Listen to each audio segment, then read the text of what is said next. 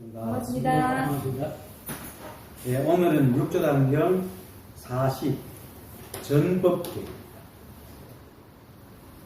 예, 전법계 하니까 점점 육조단경이 끝으로 가고 있다는 걸 느끼게 됩니다. 그죠?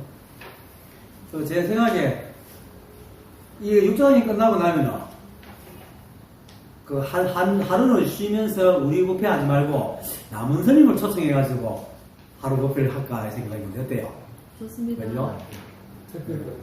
특별 법회. 네. 육조단이 끝나고 다른 책하고 넘어갈 그 순간에 나온 스님을 불러가지고 그 내가 특히 짜놓을게요. 갑시다. 오늘 할게요. 오늘 하고 그 오래 안 했어야 되는데 바로 넘어가 버렸어요. 그 순간에 딱 했으면 딱 맞는데. 자, 전법계 읽어보겠습니다. 대중들이 듣고 난 뒤 대사의 뜻을 알고는 감히 다투지 못하고 법에 의지하여 수행을 하였다. 일시에 예배하며 곧 대사께서 세상에 오래 머물지 못할 것을 알았다. 상좌 법회가 앞으로 나와 역주었다. 대사님, 대사께서 가신 뒤에 가사와 법을 누구에게 보촉하시렵니까? 대사께서 말씀하셨다. 법은 여기 은이 아니고 내가 못합니다. 법이 하여튼 내가 헷갈립니다. 곧 부촉을 마친 것이니 너희는 모름지기 묻지 마라. 내가 떠난 뒤에 20여 년은 삭된 법이 요란하여 나의 종지를 흐리게 할 것이다. 하지만 어떤 한 사람이 나와서 몸과 목숨을 아끼지 않고 부처님의 가르침을 옳고 그름을 가려 결정하고 똑바로 세울 것이니 그것이 바로 나의 바른 법이다. 그러므로 가사를 전하는 것은 옳지 않다. 너희들이 믿지 않을까 하여 내가 선대의 5 조사들께서 가사를 전하고 법을 부촉한 개송을 외워주겠다. 만약 제1조 달마조사 개송의 뜻에 의거하면 가사를 전하는 것이 옳지 않으니 잘 들어라. 내가 너희들을 위하여 외우겠다. 대중들이 듣고 난 뒤 대사의 뜻을 알고는 감히 다투지 못하고 법에 의지하여 수행하였다. 네, 대중들이 뭡니까? 내가 그 육조 스님이 이제 임종이 끝난 때가 되었다니까 막 울었죠. 울지 마라. 그리고 내가 갈 곳을 너희들이 안다면 울지 않을 거고, 설사 너희들이 내가 가는 곳을 모른다 하더라도 우리가 이별하지 않는다. 이렇게 하는 부분, 이제 더 이상 말하지 못하고 그냥 수행을 합니다. 이 말은, 작게는 대사께서 자기 임종 전에 제자들에게 인연을 받아들이고 경거망동하지 말라는 뜻을 전하는 것 같지만 사실은 법을 그대로 드러내고 법의 인연을 드러내며 그것에 대한 생각의 모양을 보여주는 겁니다. 제가 자주 말하지만 이 우주 법계에는 되는 일만 있지 되지 않는 일은 없습니다. 이 말을 내가 자주 하는 이유는 사람들이 살아오면서 읽은 책, 그리고 뭐 수능자들, 앞선자 사람들의 말들을 듣고 그것을 생각으로 조합을 해가지고 헤아려가지고 그림을 그립니다. 그렇게 그림을 그리다 보니까 실제로 세상에 존재하지 않는 것까지 다 그려낸다. 그리고는 그러한 일이 실제로 일어날 수 있다고 착각을 합니다. 그리고는 자기가 원하는데 안 되면은 막 고집을 부리고 집착하고 원망하고 번뇌에 빠지는 겁니다. 그리고는 세상은 내 마음대로 안 돼 이렇게 생각합니다. 그런데 이 세상은 그런 게 없습니다. 생각이 지어놓은 그런 게 없기 때문에 안 되는 게 없습니다. 사람은 헛생각을 지으니까 그것이 안 되니까 안 되는 게 있지만 이 법계는 안 되는 것이 없습니다. 되는 것만 있습니다. 그래서 그런 말을 하는데 사람들은 자신의 생각이 허망하다는 생각도 못하고 나아가 실제로 존재하는 것까지도 의심하고 부정을 한다. 이게 전도되어 있다. 그래서 원각경에서 부처님께서 제1무수볼자장에서 이렇게 말합니다. 비유하면 병든 눈이 허공 속에서 꽃이나 제2의 달을 보는 것 같다. 눈이 병들면 달이 두 개 보이잖아요. 그렇죠? 그 꽃을 보거나, 눈이 막 병나면 떠다니죠. 이게 헛꽃이죠. 선남자여, 허공에는 실제로 꽃이 없는데, 병든 자가 막는 데에 집착을 하다니, 허망한 집착 때문에 이 허공의 자성을 미혹할 뿐 아니라, 또한 실제의 꽃이 나는 것도 미혹하니라 하는 말이 이 말입니다. 이렇게 사람들이 망상을 짓다 보니까 실제를 의심하고 부정한다. 그래서 노학께서 마지막에 오늘 이 글 중에 허망한 집착 때문에 허공의 자성을 미혹할 뿐 아니라 또한 실제의 꽃이 나는 것도 미혹한다는 말은 바로 있지도 않는 것을 있다고 실제로 있는 것을 막 부정하고 믿지 않는다는 말입니다. 지금 다 그렇죠. 그렇게 실제 하는 것은 안 믿잖아요. 있어도 싫으니까 내 싫다고 그러고. 이제 내가 잘 얘기하는 게, 택시 하면은 골목길 기본적으로 말하는 거. 제일 싫어하거든요. 시간은 엄청 걸리는데 돈은 좀 얼마밖에 안 되거든. 그래갖고 그때부터 북북북북거립니다. 손님한테 막 불친절하고. 근데 실제는 그거 가야 되는 거잖아. 근데 그걸 부정하고 지 생각 속에 있는 것만 생각하는 거예요. 그리고 끝까지 어차피 들어갔다 나올 걸, 그냥 씩 들어갔다 나오는 게 끝까지 북북거려요. 그게 번뇌입니다. 실제 삶을 살면서 되잖아. 자기한테 주어진 일에 대해서는 싫은 거는 막 물리치고, 잘 생각하는 시절을 있기를 바라거든. 이게 참 다 저도 돼요. 그래서, 허공의 자성, 허공의 자성이 뭡니까? 실제로 일어나는 일이잖아. 허공 속에서 인연이 되어 일어나는 모든 일이 허공의 자성입니다. 이걸 미혹해버리고, 실제로 그 자리도 미혹해버립니다. 실제 허공의 자성이라서 실제 드러난 마음법도 미혹하고 그 마음법이 일어나는 곳 자리도 미혹해버린다는 거죠. 이게 사람의 생각이집니다. 그래서 그러니까 앞에 편에서는 계속 울었잖아요. 사람 죽는 게 당연한데도 불구하고 막 울었단 말이에요. 그러니까 육수 스님이 그러지 마라. 그리고 가는 곳을 몰아서 그렇다. 이렇게 얘기합니다. 물론 또 사실 그렇게 생각으로 지은 것들 중에서도 가끔 되는 것도 있습니다. 우리가 망상 같아도. 그런데 이래 되는 것은 전에도 얘기했지만 실제로 인연이 되어야 됩니다. 인연이 안 되면 아무리 거룩하고 아무리 멋진 그림을 그려도 되지가 않습니다. 그래서 그리고 또 지금의 현상을 없애고 당장에 짠 하고 일어나지 않습니다. 그렇죠? 근데 물론 집에서 쉬거나 이럴 때 소파에서 누워가 있다가 이렇게 새벽에 손이 안 되니까 리모컨 이런 거는 금방금방 되죠. 되는데 TV에서 나오는 그 내용이 마음에 안 든다고 제가 바꿔 딴 거 한다고 그게 나오지는 않거든요. 절대로 안 나옵니다. 그러고 집에 앉아가지고 해외여행 하겠다고 해서 그런 일이 바로 팍 안 일어나면 난 내 삶 내 팔자에 나는 왜 이래가 해외여행도 못 가고 저런 걸 잘 가는데 간다고 해서 일이 바뀌지는 않단 말이에요. 그런데 그렇게 원망하는 마음속에는 평상시 사소한 것이 그렇게 해갖고 바꿔보는 게 있기 때문에 이것도 그렇게 하고 바뀔 것 같은 깊은 내면 속에 욕심이 있기 때문에 원망을 하더라고요. 그렇게 원망하는 그 바닥에는 그런 백을 갖고 덤빈단 말이에요. 그래서 허망한 생각을 늘 가지고 있는 겁니다. 근데 사람들은 사실은 보통 때는 그런 일이 날이라고 생각을 안 합니다. 보통 때는 그냥 망상을 부리지 않는데 어떨 때 부르냐? 욕심과 집착이 일어나면 욕심과 집착이 일어나면 현실을 망각해버리고 자기한테 그런 일이 안 일어나는 게 막 화가 나는 겁니다. 택시기사처럼.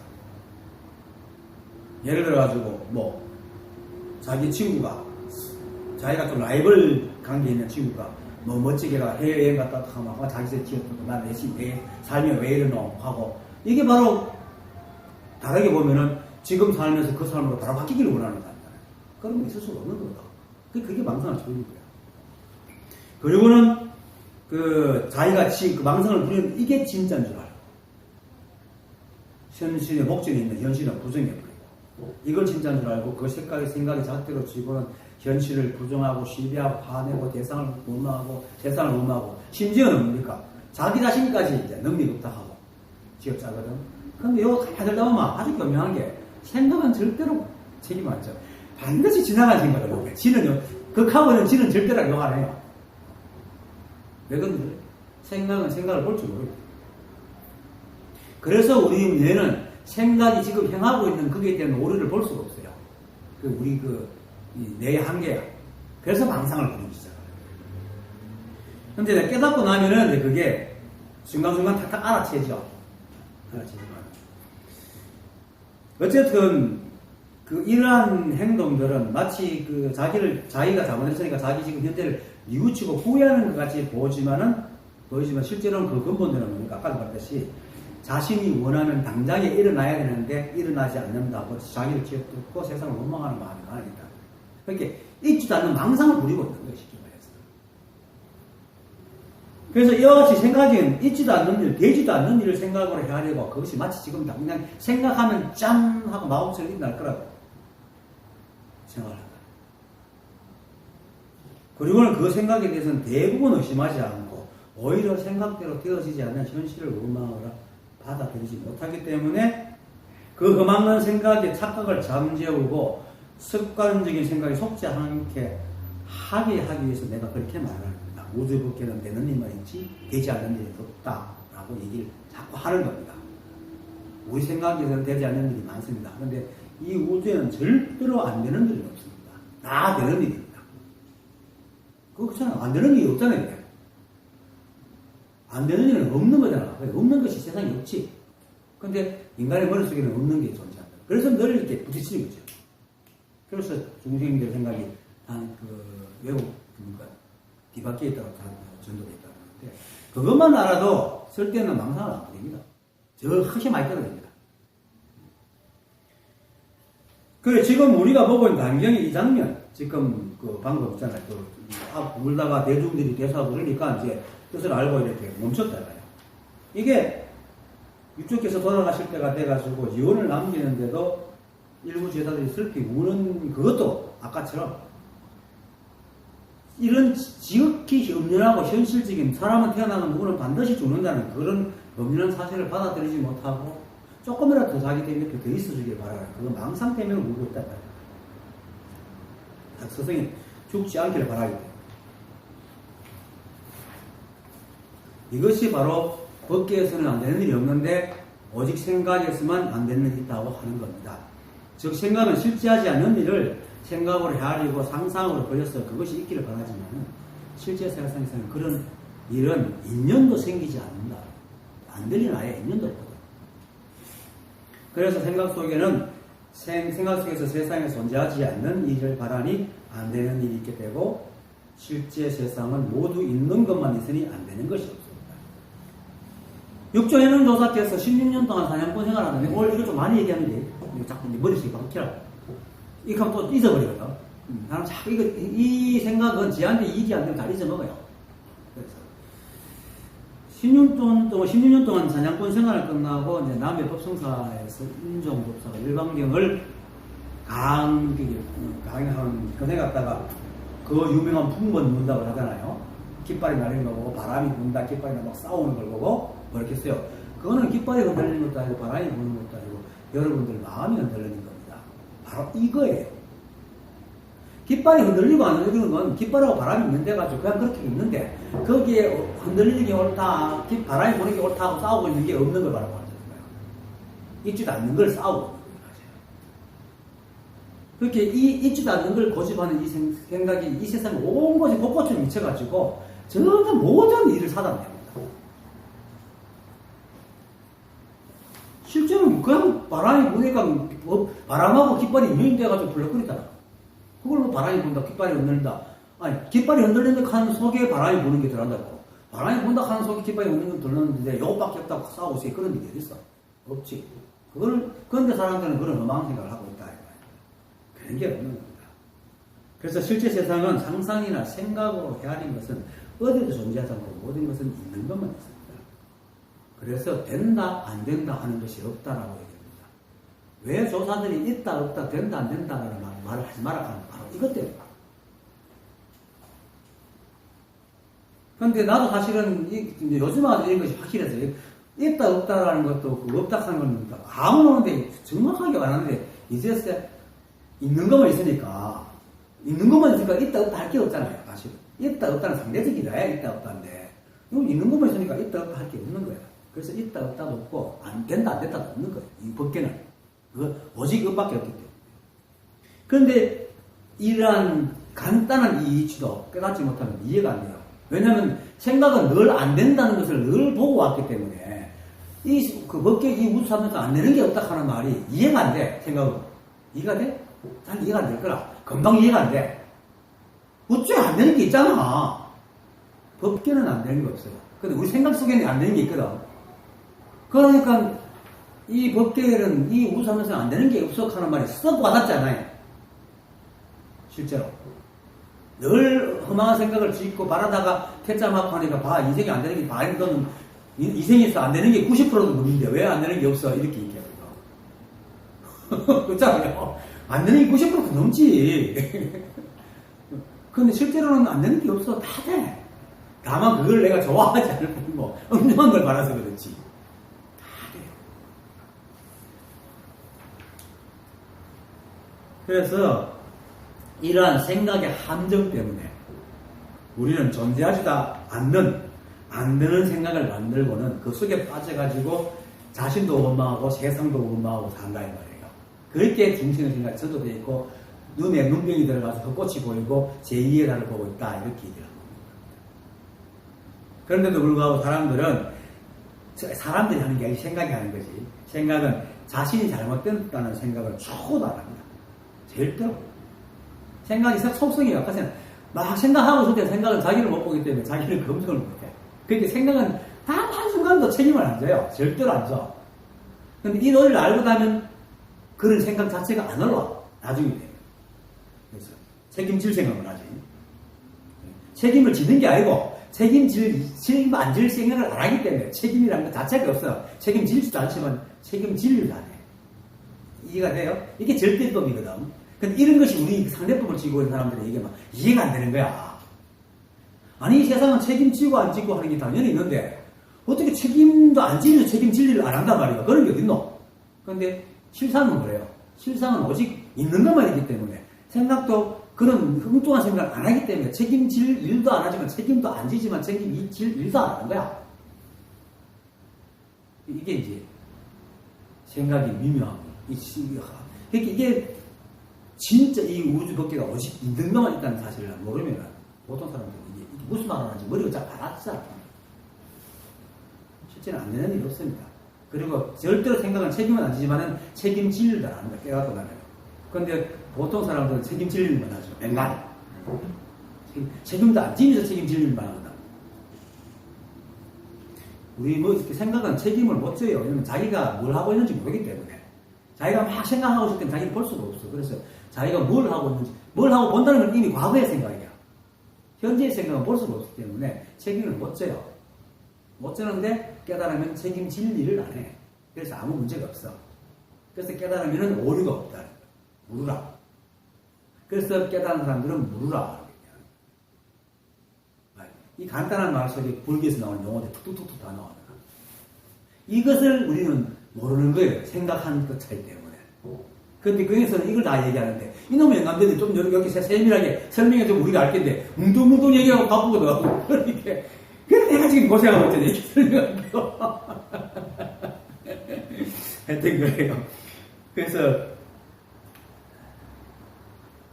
이러한 사실 때문에 이제 조사들과 선지식들은 매 순간 적심으로 주어진 인연을 따라 사는 것이 바로 법을 따라 사는 것이고, 법으로 사는 것이며, 법 자체라고 얘기하는 거예요. 법은 분리가 안 되기 때문에 법대로 살아가는 거하고 법하고 분리가 안 되거든. 법대로 살아가는 게 법이고 법이 법대로 살아가는 거예요. 다 하나.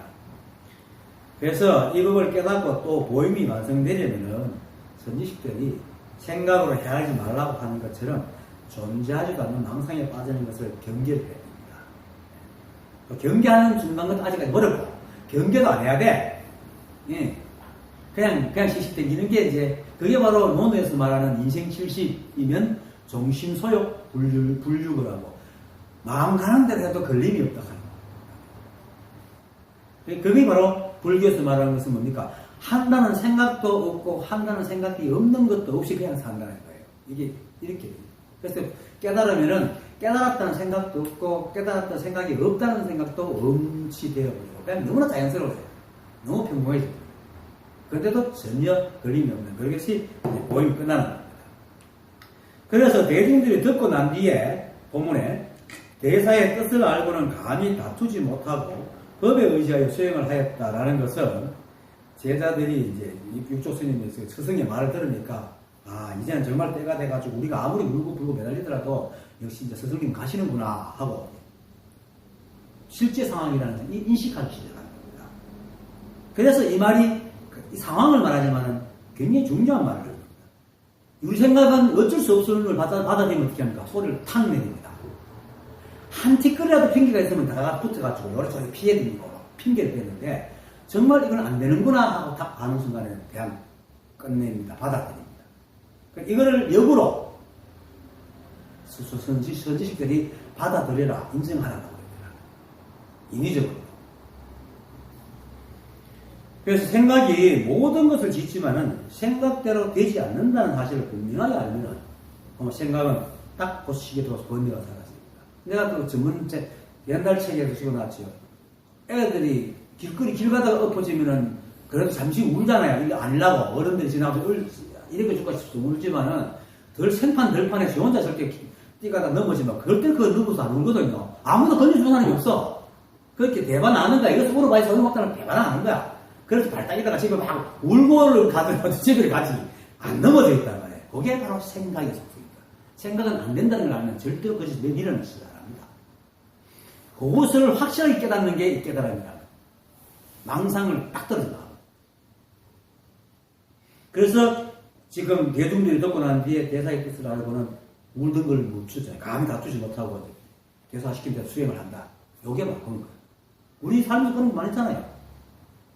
실제로 그 생각이 이제 삶을 오래 사는 사람들 중에서는 또 고생을 많이 인생 쓴맛을 많이 본 사람들 보면 이런 말 하죠. 야, 때로는 포기하는 게 편해? 이렇게 말할 때도 있죠. 사실 포기하는 게 편해 그럴 때도 있어요. 안 되는 건 안 되는 거니까. 네. 그런 것이 바로 말하는 겁니다. 생각대로. 그래서 어느 순간에 전체적으로 일어나는 이런 생각 포기가 팍 되는 게 깨달음입니다. 실제로. 그것이 다양한 방법으로 나타나지만 그런데 포기가 딱 될 때 진실이 탁 뚫고 나오면서 보여주거든. 어떤 사람은 짱 뭐가 막 황홀하게 보이고 어떤 사람은 나중에 보는 얘기예요. 까무서 썩어난 이자 나중에 얘기 듣겠고 그것이 생각이 거짓을 아는 거고 진정한 세상은 모두 이 한복으로 드러나 있는 실제 세상을 깨닫는 겁니다. 그 현상들은 사람마다 인연마다 다 다르게 나타나지만 그 현상들에 봐서 지금 이제 역학해드리면 일체 만법이 모두 한 법임을 깨닫거나 아니면 일체 만법이 아무런 차별이 없다는 것을 깨닫거나 또 일체 만법이 모두 생각이 지었다는 것을 깨닫거나 아니면 만법의 경계가 사라져요.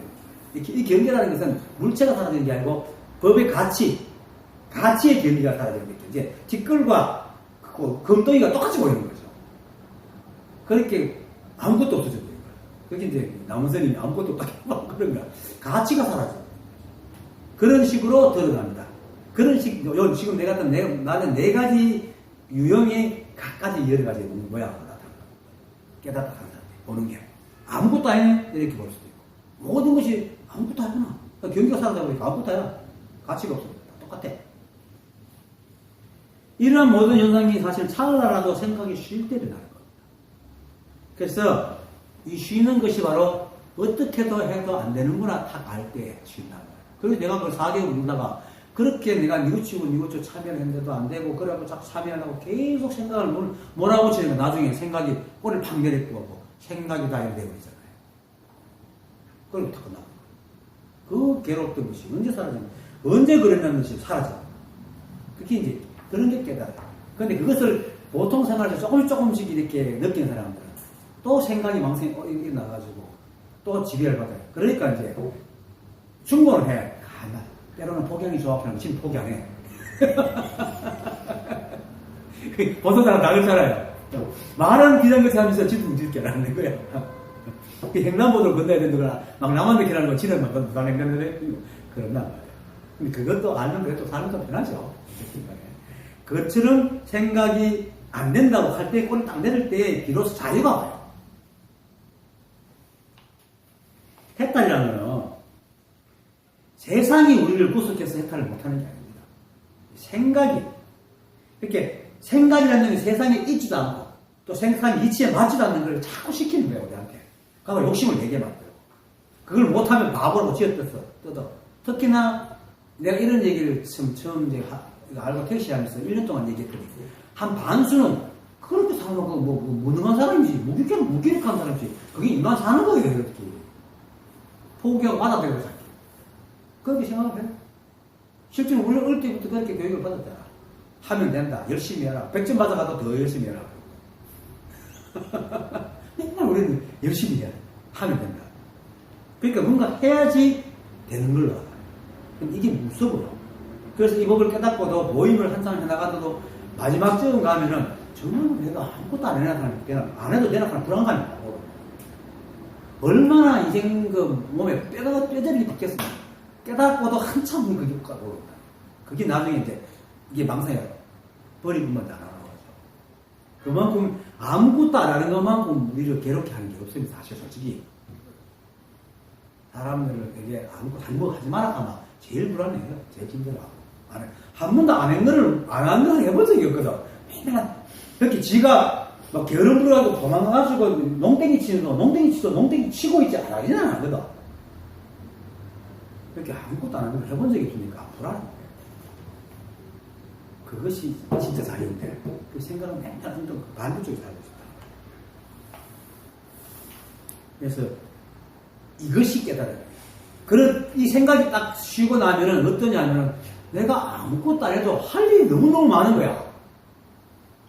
밥 먹어야 되지, 밥 먹어야 되지. 그리고 내가 뭘 계획하지 않아도 인생을 다 절로 흘러가고 있는 거예요. 그래서 조사들이 무위행이라는 게 바로 그런 거예요. 왜 무위라고 하면서도 무위행자를 붙이느냐? 뭘 하는데 아무것도 안 해. 밥 먹고 똥 싸고 길 가는 건 하잖아요. 그런데도 내가 한다는 생각은 없잖아. 그냥 하잖아. 그래서 무위행이야. 이게 이제 생각의 구속에서 벗어나면 그렇게 살아간다. 해탈은 외부의 구속에서 남이 그게 일제강점기가 구속의 세상이 아니고 그것도 해탈하고 싶으면 일본한테 빌부터 살면 돼요. 그런데 그러면 요거도 없겠지만 진짜 구속이라는 것은 자기 스스로 생각이 갇혀가지고 힘들어하는 겁니다. 그래서 외부의 구속에서 벗어나는 게 해탈이 아니라 자기 생각의 과대 망상에서 벗어나는 게 바로 해탈입니다. 그래서 생각의 꼬리를 내려야 돼요. 생각의 꼬리를 내려야지 비로소 해탈을 할 수 있는 겁니다. 늘 말하지만은 경계 대상은 절대 우리를 시비하지 않습니다. 그것에 만족하지 못하는 생각이 망상을 지어가지고 세상과 자신을 시비하고 있을 뿐이죠. 근데도 불구하고 대부분 사람들은 이러한 사실을 알지 못하고 노력하면 된다. 특히 우리는 또 이 과정을 찍잖아요. 군사 독재 하면 된다는 시대를 겪었잖아요. 그러니까 우리는 더 심한 거예요. 그래서 무조건적이고 집단적인 하면 된다는 신앙에 빠져가 있는 거지. 이게 포기한다는 것은 마치 무기력한다고. 근데 지금은 좀 달라졌대요. 한 10여 년 전에 내가 국비 학원에서 국비 지원 훈련 프로그램 할 때 그때 만났던 친구들이 하는 거예요. 요즘은 기업에서 안 되는 것도 답이다라고 얘기를 한답니다. 왜냐면 안 되는데 계속 해가지고 경력이나 돈이나 낭비할 수가 없다는 거지. 미리 빨리 알고 딱 벌어서 얘기를 하는 거예요. 근데 그 10년, 15년 전만 해도 안 된다 하면 안 좋았죠. 사회적으로. 구멍독재는 안 된다는 얘기 없는 게 무조건 하면 해야 된다는 거예요. 그런 시대가 있었어요. 근데 안 되는 것도 답이에요. 안 될 때는 안 되는 거예요. 그걸 아는 게 바로 해탈하는 겁니다. 생각이 우리는 그걸 모르거든. 자꾸 망상을 부리고 안 되는 것도 계속 고집을 부립니다. 집착하고. 이것이 사실 우리를 깨닫게 하지 못하는 가장 근원이 바로 이겁니다. 포기를 모르는 물론 저번에도 우리 법표 못하면서 얘기했죠. 그 사람이 멈추는 것이 멈추는 거다. 사람마다 뭐 나무를 벨 때도 우리는 10번 찍어 안 넘어가는 나무가 없다 하지만은 그 어떤 사람은 새우만 찍어보고 에이크하고 치아고 그 사람이 최선이고 10번 하고 100번 찍는 사람은 100번 찍는 게 최선이에요.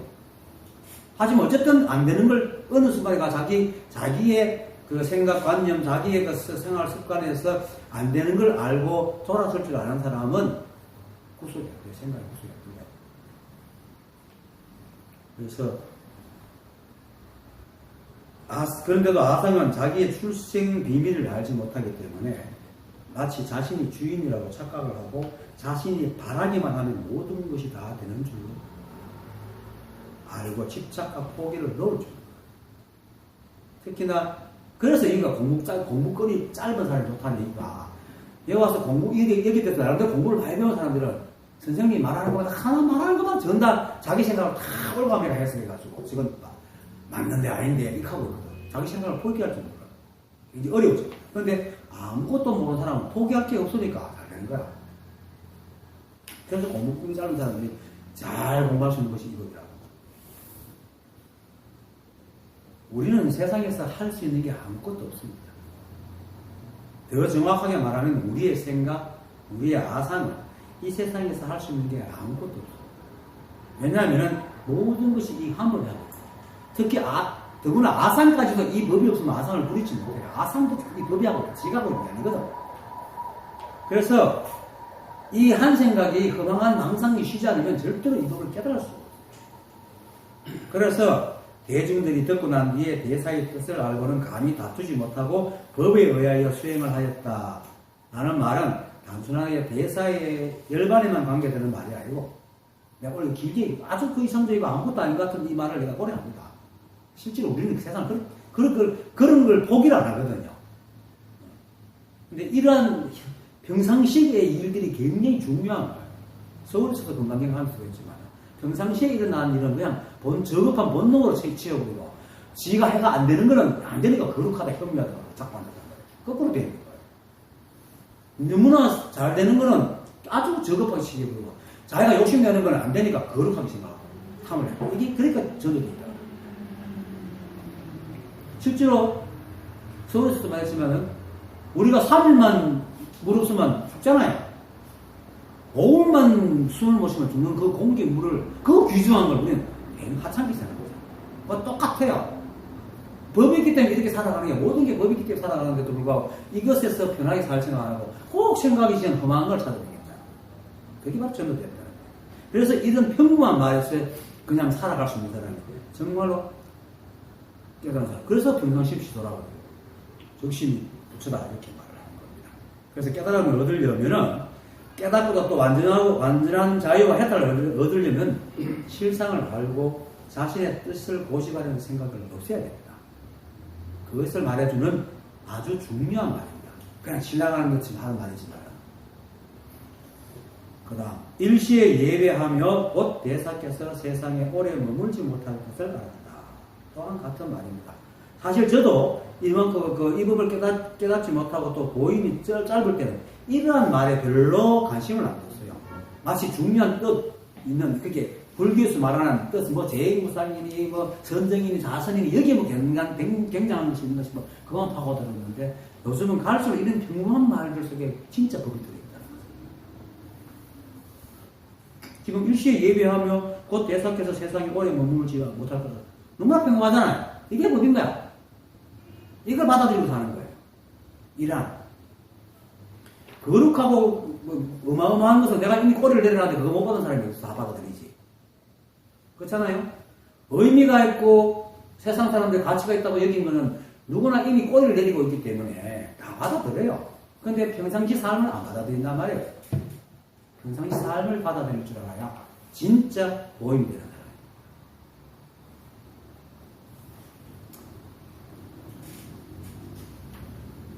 그래서 아까도 말했지만 이런 받아들임이 그냥 세상에서 일어난 작은 일에 그치고 또 그러한 일들이 어떤 한 현상에 국한된 것이라고 여기면은 생각은 계속 욕심을 내고 번뇌를 멈추지 않습니다. 근데 아까도 역시 어느 날 환목이 전체적으로 확 알아버리면 진짜 탁 끝나버려요. 그렇게 깨달을 때 마도 스님이 말했듯이 한 번 깨달으면 깨달으면 영원히 깨달아 다시는 유혹하지 않는다는 말입니다. 그래서 이것이 이제 그렇게 쉬는 것이 바로 세상가리 사람들이 말하는 이렇게 일체가 모두 이 생각이 싣고 있다는 사실을 깨닫든지 아니면 반대로 일체가 한 법이어서 생각과 아무런 상관이 없음을 알고 일체 모든 것에 대해서 생각이 할 수 있는 게 아무것도 없다는 것을 사무치게 깨닫는 거예요. 이때 생각이 확 쉬는 거예요. 그래서 보통 보면은 처음 탁 견성했을 때 깨달았을 때 사람들이 보통 한참 조용해요. 약발이 있어가지고. 근데 좀 지나면 스물 연락성이 올라가 시끄러워진 시간인데 그래서 모임이 필요한 거예요. 자, 그래서 그렇게 조용해지는 이게 세상 사람들이 말하는 깨달음이고 법의 진실한 진밀목을 보는 것입니다. 자, 그 다음 상좌 법회가 앞으로 나와 여쭈었다. 대사께서 가신 뒤에 가사와 법을 누구에게 보촉하시렵니까? 지금부터 크게 중요한 게 없습니다. 대사께서 말씀하셨다. 법은 곧 부촉을 마친 것이니 너희는 모름지기 묻지 마라. 이 말도 모든 것이 법이 하고 있으니 부촉한다 하지 않는다는 것은 사람이 지으면 일체가 이미 우리가 법이고 법으로 돌아가는데 법이 이미 부촉 다 해놨는데 뭘 부촉한다 부촉하지 않는다 얘기를 할 게 있냐.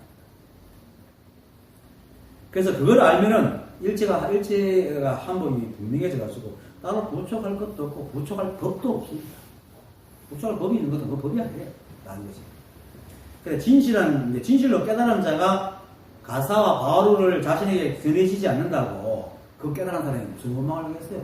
정말 이 자리를 깨닫고 보임된 사람은 내한테 전법이 안 되고 가사가 바로 없다고 해서 그걸 원망 안 합니다. 그것이 뭘 전문한다고. 일체가 컵 가도 똑같은 건데. 그래서 법이 무슨 가사와 바로에만 있는 것이 아니기 때문에 육조대사께서 이제 그것을 너희가 알면 묻지도 않을 것이다 라는 뜻으로 법이 곧 보촉을 마쳤다. 이미 너희는 모름지기 묻지 마라. 상자 법회는 과거 달마조사로부터 육조해낭조사에 이어져 오는 가사와 바로를 전하는 것을 이제 전법이라고 생각하고 있기 때문에 이렇게 물은 겁니다. 사실은. 육조스님은 달마조사의 개성도 있겠지만은 그 뒤에 나옵니다만은 일체가 한 법이어서 이 법은 따로 주고받을 게 아니란 말입니다. 그리고 또 사람이 알든 모르든 다 깨달아 있고 그리고 그래서 또 법이 어느 한쪽에서 어느 한쪽으로만 전해지는 것이 아니라는 것을 분명히 알기 때문에 그동안 자신이 한 말을 제대로 알아듣는 자들이 그게 굳이 말한다면 육조해능조사가 말할 때 그 말을 알아듣는 사람은 다 법을 전환을 받았다라고 생각을 한 거죠. 오히려 그렇기 때문에 오히려 이렇게 법이 누구에게 부족됩니까 하고 묻는 것 자체가 벌써 법이 따로 있게 돼가지고 쓸데없는 망상이 되는 겁니다. 그래서 법이 곧 부촉을 마친 것이니 너희는 모름지기 묻지 마라 이렇게 말하는 겁니다. 앞에서도 말했지만은 이 우주 삼라만상의 법계는 안 되는 것도 없고 또 모두 되는 것만 있기 때문에 이미 그 자체가 벌써 법을 부촉하고 있는 겁니다. 모든 것이 법이잖아요. 그리고 또 그것을 알면서로 법을 부촉한 것인데 굳이 가사와 바로를 전하고 또 다른 시비를 일으킬 이유도 없고요. 그러다가 해능조사 스스로가 오도스님한테 받아가지고 그것 때문에 도망갔잖아요. 쫓기고. 그리고 누굽니까? 해명이라는 친구가 해명이지. 해명이라는 친구는 막 대위력까지 따라와가지고 못하냐라 이러고 그랬잖아요. 그걸 알기 때문에 그리고 한 16년 동안 상한양권 속에 살았던 것도 그런 이유 때문이기 때문에 이 전법의 형식이라는 것이 너무나 무겁다는 것을 알기 때문에 그렇게 말을 하는 겁니다. 그리고 달마조사 때 개성에도 이런 말이 나오면 그건 나중에 나오고 그 다음 내가 떠난 뒤에 20여 년은 삿된 법이 요란하여 나의 종지를 흐리게 할 것이다. 하지만 어떤 한 사람이 나와서 몸과 목숨을 아끼지 않고 부처님의 가르침을 옳고 그름을 가려 결정하고 똑바로 세울 것이니 그것이 바로 나의 법이다. 요거는 순수하게 육조스님의 말이 아니고 하택 신의 계통이 지어낸 겁니다. 지어가지고 사비하는 겁니다. 20여 년은, 내가 떠난 뒤에 20여 년의 사편법이라는 게 뭐냐면은, 육조 스님이 돌아가시고 난 뒤에 그 북쪽에서는 낙양 근처, 장황 근처에서도 신수대사나, 그렇게 오조홍인의 반계, 일단 뭐, 지금 그 실제로 우리는 그때 같이 없었으니까 알 수는 없지만은, 어쨌든 그 육조해능 조사 제자들이 걸출해가지고 육조해능법이 띠까 내려오고 조계종이라는 이름이 내려오기 때문에, 그 육조해능조사가 정통 적자처럼 여기지만은 신수나 해양국사 같은 경우는 반계거든요.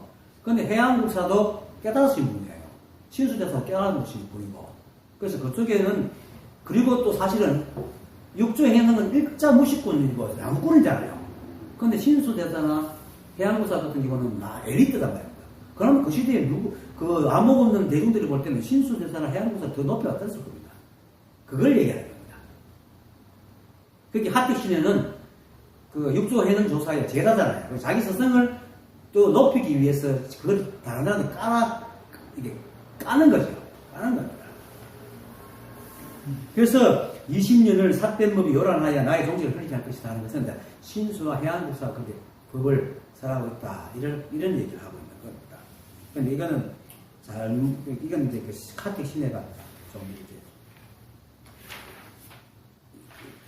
까는 거고, 비하시키기 위해서 만들어 놓은 거고. 그리고 육조 단경도 거의 요즘은 자꾸 이제 그 하택 신의 작품이라는 설도 많고 이래요.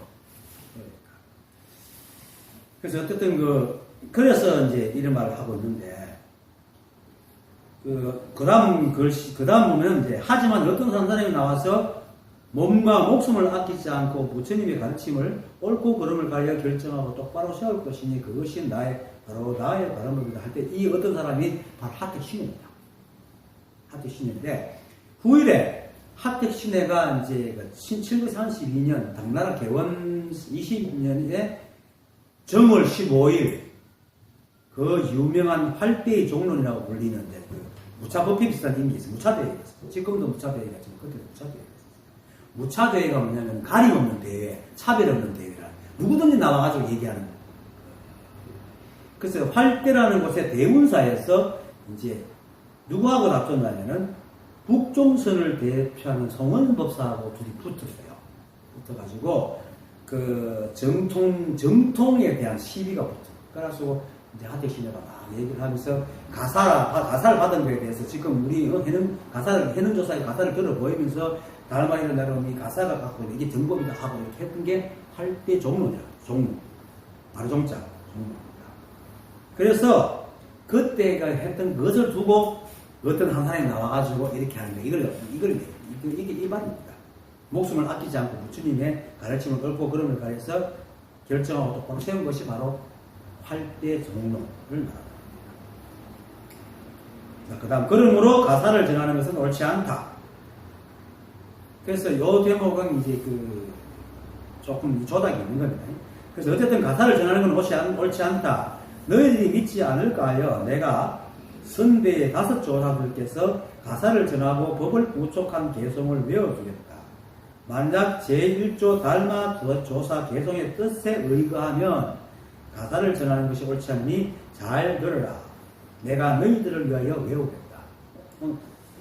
가사는 이제 가사라는 게 있잖아요. 그러니까 그 당시에 고타마 시타르타, 즉 석가모니 부스님이 입었던 옷이 몸이 표본이 된 게 가사입니다. 그 당시 수행자가 많았는데 부처님 문화에 수행하는 사람들은 부처님이 입었던 그 모양을 본을 해가지고 다 그렇게 입었거든요. 그래서 그걸 두고 가사라고 합니다. 그 이교도라고 구별하게 되었어요. 근데 재밌는 게 이 가사라는 것이 인도에는 안에 거의 안 입고 이걸 걸치잖아요. 나라가 원래 따뜻한 나라이기 때문에. 근데 중국으로 오면은 그 안에 도사들 입는 긴 도포를 입어요. 거기 또 우리나라 딱 오면 도포를 입고 한복을 딱 입어. 그게 우리는 3개 있고 중국은 2개 있고 여기도 하나를 입어요. 재밌죠? 어쨌든 그렇게 입습니다. 하여튼 그래도 이제 부처님께서 이제 가섭에게 법을 전하면서 입고 계시던 가사를 전했죠. 근데 가섭이 사실은 두타 제일이라 해가지고 부처님 옆에 사람 없는 거 혼자서 이렇게 선정하고 막 이렇게 닦았어요. 근데 경산의 상에서 꽃을 들어 보이면서 가섭에게 정법한장을 내려줬죠. 근데 사실 조작도 말하가 나 요새는 못 믿겠어요. 이것도. 후대 힘센 놈들이 원래 이기는 사람들이 역사니까. 하여튼 어쨌든 누가 말해도 똑같은 그 정법이기 때문에 그냥 그렇다고 말하면 되는데. 그래서 그리고 이제 그 사라상수 군반자도 사라상수는 그거 뭐 다보탑 앞에 군반자도 그 법회를 하고 있는데 그 가슴이 좀 늦게 왔어요. 이제 두 타입이 뭐냐면 이제 그 만행도 하고 많이 다니기 때문에. 그런 느낌은 어떻게 되지 하고 그렇잖아요. 그렇게 막 문지를 묻은 모습으로 들어가면 안을 자리가 없는 거야. 그래서 서가지고 길거리에 이렇게 부처님이 불러가지고 자리를 이렇게 앉혔죠. 다다탑 분반자라고 합니다.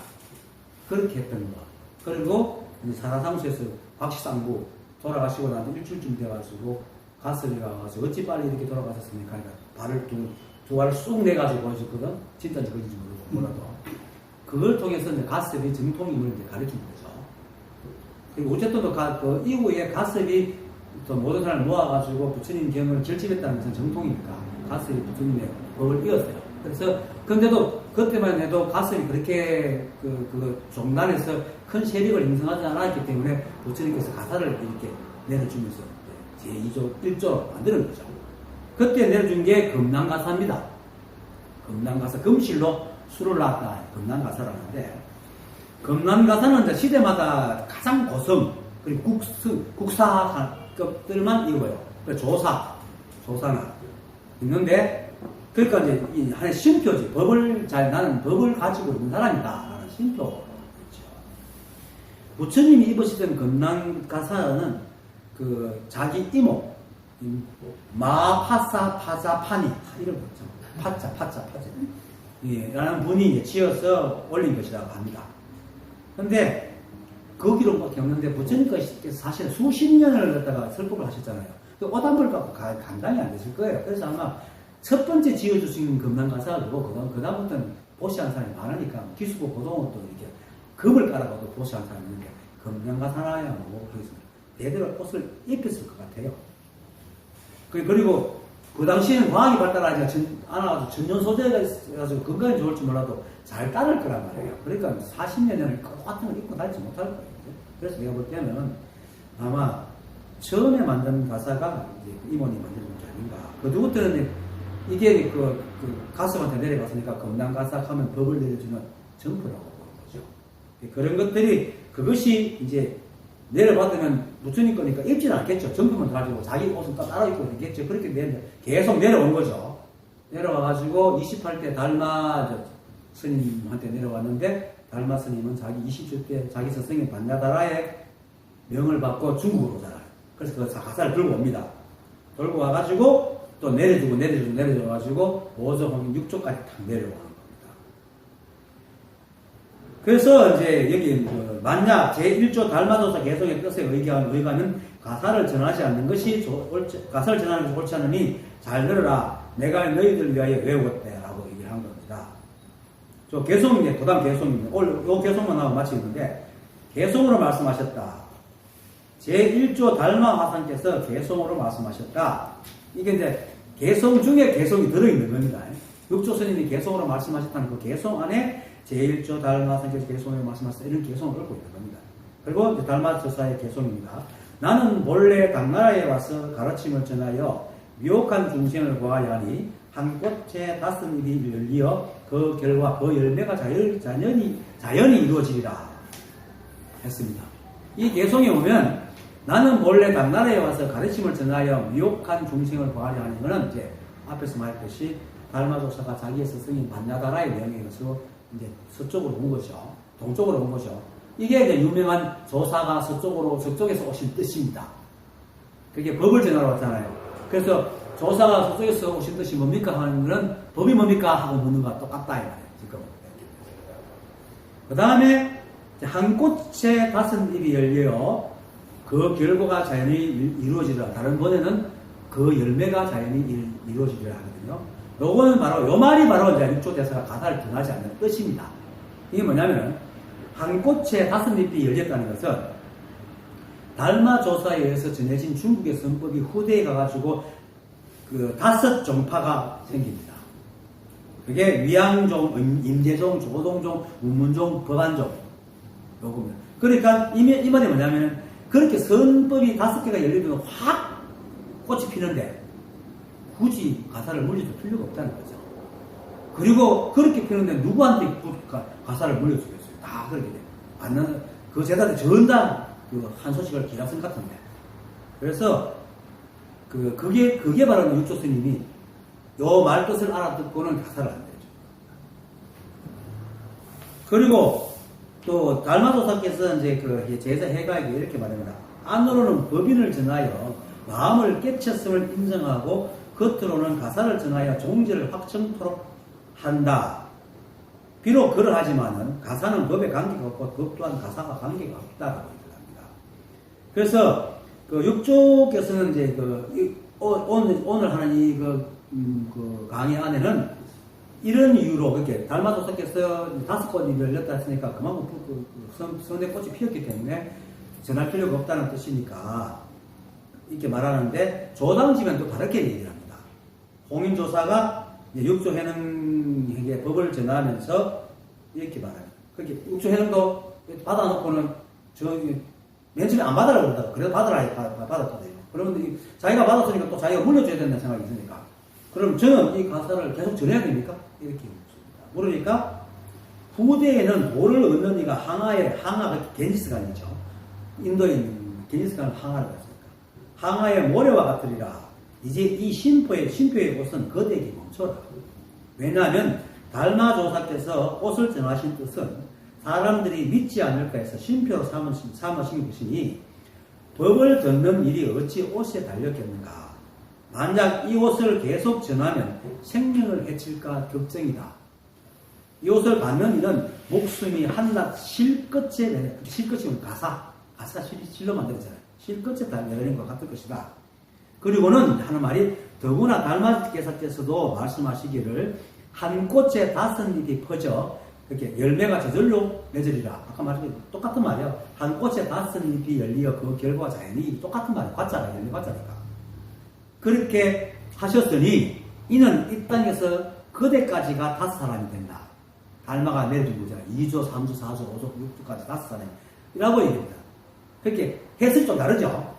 똑같은 해석인데 늑점 스님은 5종 이렇게 지금 현대에서 해석하는 게 그렇게 해석합니다. 5잎이 위양종, 조동종, 임재종 이런 것을 얘기하는데 어때는 아마 이게 맞는 것 같아요. 어때는 할 때는 여러 말이 맞은 것 같아요. 사람으로 따져도 그 달과 이로 5명이 있어요. 그래서 5사람이 된다는 것을 인가하신 말씀이다. 그리고 또 반야다라께서 말씀하시기를 열매가 가득하니 보리가 원만하고 꽃이 피니 세계가 일어난다 라고 하셨으니 이 두 구절 달마조사 했던 말과 반야다라가 했던 말은 두 구절도 역시 지금의 법의 가사가 그대에게 이르러서는 남에게 등하지 말아야 할 것을 인가하신 것이니라 이렇게. 그래서 가사를 전하지 마라. 그래서 가사가 그때부터 끝난 겁니다. 그리고 실제로 일체가 법인데 뭐 가사가만 법을 증명하는 것이 아니잖아요. 그래서 당시의 신편이지 이미 선법이 활발해가지고 이제는 달마와 해가 때만 해도 가사를 받는다는 것은 진짜 목숨이 실날 수가 달렸어요. 왜냐면 둘 다 모함을 받아 죽었기 때문에. 근데 5조 때 와서는 이제 선이 왕성해져가지고 6조가 해가지고 가사를 받으니까 오히려 그걸 뺏으려고 할 정도로 권력이 되고 있다는 거죠. 그러면 이제 가사를 내리면 다 권력이 되거든. 그래서 없애는 거죠. 그래서 이제 가사는 그냥 하나의 신표일 뿐이지 법하고는 상관없다. 그전에는 이제 아무도 안 받으라 그러고 법이 전해지는 사람이 없으니까 법을 가지고 있는 조사를 상징하고 나타내기 위해서 그렇게 얘기해 준 것이지 이미 이제 다 조사 필요 없을 정도로 다 아니까 당연한 거죠. 그래서 이제 다만 가사를 전하고 전하지 않는 걸 떠나가지고 진정으로 이제 우리가 법을 깨닫고 산다면은 이런 것에 관심을 두지 마세요. 사실 세속 사람들은요 오히려 이런 데 관심을 많이 가집니다. 그런데 진짜 관심을 가져야 될 것은 제가 아까 처음에 말했듯이 대중이 듣고 난 뒤에 대사의 뜻을 알고는 감히 다투지 못하고 법에 의지하여 수행했다 하는 이 평상스러운 아주 아무것도 일상적인 말을 따라서 그것이 진실이고 이게 진짜 법을 아는 겁니다. 그래서 어떤 장면을 서술하는 내용에 흐르는 아주 평범한 것 같지만 그 생각, 내용 속에는 생각이 자신이 어쩔 수 없다는 것을 분명히 알고 더 이상 고집을 부리지 못하고 또 주인 노릇을 멈춘다는 사실을 분명히 깨달아가지고 시비분비를 멈추라는 거예요. 그리고 실제로 일체가 한 법이어서 모두 이 한 법에 인연을 흘러갈 뿐이지 이 세상은 한 개인이나 우리의 바람이나 욕심으로 절대로 이루어지지 않고 아무런 관계가 없습니다. 망상입니다. 그래서 이 사실을 분명하게 알아가지고 자기의 생각인 에고가 속삭이는 말에 속지 말고 일체만포에 대해서 시비를 멈추고 매 순간 적하는 인연과 함께 살아가는 게 그래야지 깨달을 수 있어서 그것이 바로 적심으로 평상심이니까 그럴 때에 다시 생각이 날뛰지 않고 마음이 늘 여려야 할 것입니다. 네, 오늘 강의 마치겠습니다. 감사합니다. 감사합니다.